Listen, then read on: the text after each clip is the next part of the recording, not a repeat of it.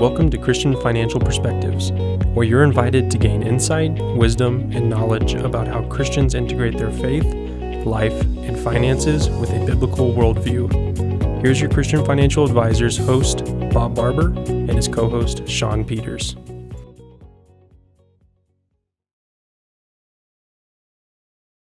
Welcome back to another episode of Christian Financial Perspectives. Thank you so much for joining us, whether you're listening on one of the podcast directories or you're watching us live on YouTube. Thank you so much for being here. And if you have not subscribed, which, Bob, I don't know why, but we're still at 80%. You get on the people about subscribing. So we would love it if you would hit that subscribe button. I subscribed. Well, good. Yeah. Yeah, that's good. But yeah, we'd love it if you'd hit that subscribe button so you can know as soon as we post our next episode. But it really helps both the channel, but also helps other people who are looking for videos on financial related topics from a Christian perspective. So with that, we have a really serious episode for you today. No, I'm just kidding. It's a little more lighthearted. We're with us being right in the middle of May now, we thought it would be good to do an episode on summer vacation planning, because people don't necessarily think of that as financial, but depending on what you're doing, it definitely might want some planning.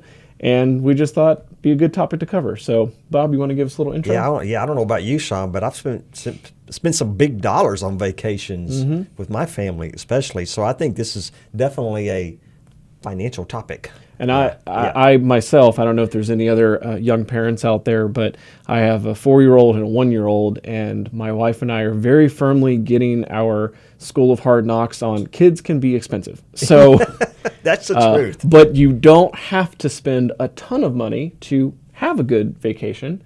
Just got to do a little planning and think about it. A lot of people are thinking, vacation, what vacation? I need to work. Well, you know what? There's a scripture about that, and working is good. Working's in the Bible over 500 times, but in Proverbs 23:4, it says, don't wear yourself out trying to get rich. Be wise enough to know when to quit or to take that vacation. It's smart to take vacations, and it's good for your family and good for you. Or I like to call it a sabbatical. It's another way to call it that. So as we think about the summer family vacation planning in financial side of it, I think it's good to decide on what your budget's going to be. Yeah. Right now, is that budget going to be $1,500 or is it going to be $5,000? And whatever that budget is, Shawn, you take that budget, and this is the way I've done it for many years. We take that budget. Let's say we're going to go on a 10-day vacation.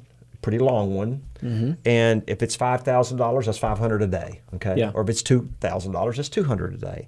So you divide that by the number of days, and that right there lets you know this is what I can spend per day for accommodations, for food, entertainment, whatever you're going to spend your money on, okay? And I think that's very important. But the one thing is I want people to really understand it doesn't have to be an expensive vacation to be a fun one. That's right. That's right. Yeah, my wife and I went on our baby moon, me and Jenna, and we went to Hawaii, which seemed, that's super expensive. Well, a couple things. Because we planned ahead, we were able to get fairly affordable flights, for one. And then the other thing is that we stayed at places that we had access within the place we were staying, like an Airbnb or something like that, or like a condo that you can rent that had a full kitchen. So for us, we just went to wherever the locals went. We went and got some groceries and packed us some lunches and stuff. We went out to the beach, or if we were going to be hiking around, and it saved a ton. There are definitely ways, and the benefit to that is it kept our budget under the dollar amount we wanted to stay at for the day, while still being able to go somewhere really fun and nice. So you don't have to go out to eat for every single meal, and you don't have to necessarily go to the really expensive places or hotels. Like, you can still and you don't have to necessarily go to Hawaii, Shawn, because exactly. one of the greatest vacations I can remember in just the last couple of years is when we all went to Garner State Park here in Texas, and how beautiful that was, and all the camping, and that was a fun time, and that was a very inexpensive vacation. So vacations are about family, and it's about being together away from work, and you should never go into debt to go on a vacation. That's just crazy. So because now whatever benefit you might have gotten from that vacation, now you have the added stress of additional debt to pay that off. And Yeah. I'm pretty sure when you weigh the pros and cons of that, the debt and the anxiety and the stress from that is not going to be worth it. I don't think so. Definitely not. So one of the things you might want to think about when it comes to vacation, maybe you have a limited budget. Maybe your budget's just $200 or $300. Well, maybe you should consider a staycation. That's what we call a staycation, where you find all kinds of fun things to do within a 1 to 50 mile radius around where you live. I mean, we live in Central Texas, in between Austin and San Antonio, and there is so much to do within an hour of here. All the stuff in San Antonio, all the missions. There's there's the Six Flags amusement park if you want to go to that. We're out here in our own town. We've got you can go tubing on the rivers. Yeah, and there's this really small water park that some people know about. I believe it's one of the largest water parks in the world. In the world, yeah. It's called Schlitterbahn. Yeah. That's a huge savings, because if you're staying within that 50-mile radius to find things to do, you can pretty much do something different each day. You still stay at home each night, so completely cuts out that extra cost for lodging, and you can have a great time together as a family. That's exactly right. And there's so many inexpensive things to do in a local area, or even if you're going far off. Rachel and I have really come to love hiking and walking nature trails. Yep. And around here in Texas, there's multiple state parks, but state parks are around the nation. Oh yeah. And of course there's national parks too. Right. Exactly. Overnight camping trips are not very expensive, but even camping out in your own backyard. Did you ever do that before? I did that with some friends when I was younger. Okay, but that could actually be really fun. Especially if your kids are younger. Yes, I know when they're teenagers, they don't want anything to do with you. At least so I've been told. But when they're younger, you could definitely do a camping trip in your backyard. Yeah, that's right. And the added benefit is once the kids go to sleep, y'all can go sleep inside in the regular bed. Or just going fishing in a local lake or pond, river, or bay that might be around you. I mean, that's very inexpensive. Like I said, water tubing, just sitting on the beach, enjoying a campfire. You could do even make your own little campfire in your backyard.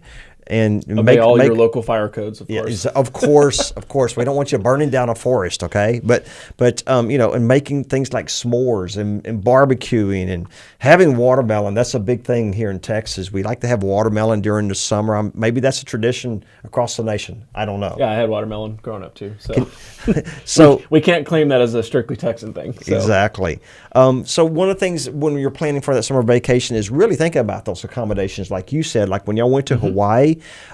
You might want to spend a little bit more to get a place with a small kitchen in it. That's right. Because you're going to save so much money on eating out. Eating out is just so expensive. Plus, you have to mess with the crowds. Yeah, and then you're spending more time waiting around for food too. Whereas, for us, we made breakfast at the place we were staying, right there in the kitchen, and then we would pack some snacks and sandwiches and other stuff to have for lunch as well, which was great because then we got to spend more time out and about, not waiting for food. We didn't have to spend as much on the food. We could actually spend more time enjoying the vacation and not sitting in a restaurant, which you can do anywhere. And then, a lot of times through the evening, we may not want to make something. So, we'll grab something out and about at night. So, but yeah, it definitely makes a big difference. Okay, so we've talked about that staycation. We've talked about, budgeting. So there are the big trips, right? Yep. Like you Gotta say, cover the big Hawaii trips. There's the trips to Disney for later. Or insert your local theme park, whether it's Disney or Six Flags or whatever it is. But budgeting for these times is the most important thing you got to remember, and you really want to try to stay away. I've noticed this, to stay away from weekends. Weekends, especially in the summer, the prices will double. Around major holidays too. Or they get, what do they call that, surge pricing? So we don't go then. We've had some vacation properties, as you know, and we don't even stay in them. Like July 4th, you can nearly get triple what you're getting normally. Yeah. So we don't even go. We're like, this doesn't make sense for us to stay in our own place on July the 4th or Memorial Day. Well, especially if it's somewhere that gets super crowded, because even if you have your own place to stay, do you really want to go there to fight the crowds when everyone is trying to go there? Just not worth it. We we have so many tourists here in New Braunfels. We end up calling them terrorists in the summer times, but they're not terrorists. They're tourists. They're great people. They're sweet people. But it gets so crowded. It just, we swell in population by over 100,000. Oh, yeah. Yeah. And look for those deals. They're everywhere to be had, and on sites like VRBO, Airbnb, Expedia, direct hotel sites. Another thing, a little trick I've done, Shawn, is if you look on the VRBO sites, or even Airbnb, they have a lot of layered extra cost on there. Mm-hmm. Well, if you look real close, you can find that property, do a little research, and a lot of times the property managers will actually put their properties on the VRBO websites or the Airbnb where they charge all those extra fees. Yeah. If you go directly to the property manager or directly to the owner, you can bypass those enormous fees. So many times I've gone on like a VRBO website and it says $200 a night, and by the time I'm done with all the fees, it's like $375 a night. Yeah.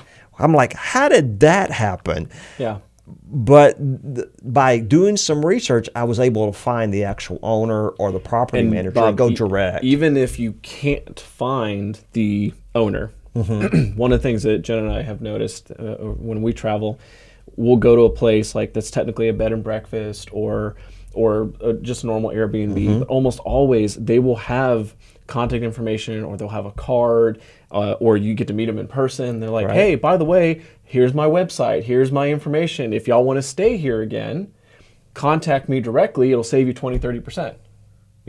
And then now that you've got that relationship established, right. Well, if that's a place you really like going, you've got a great place to stay. It's nice, and you'll save quite a bit of money on those fees. The B&Bs we've stayed in, they'll negotiate as well, yeah. Especially if you're staying over 2 nights or over 3 nights. Maybe 1 night you're not going to get to negotiate, or 2, but if you stay, especially 3 or longer, many times I've gotten 10 or 15% off the price. Yeah. Okay.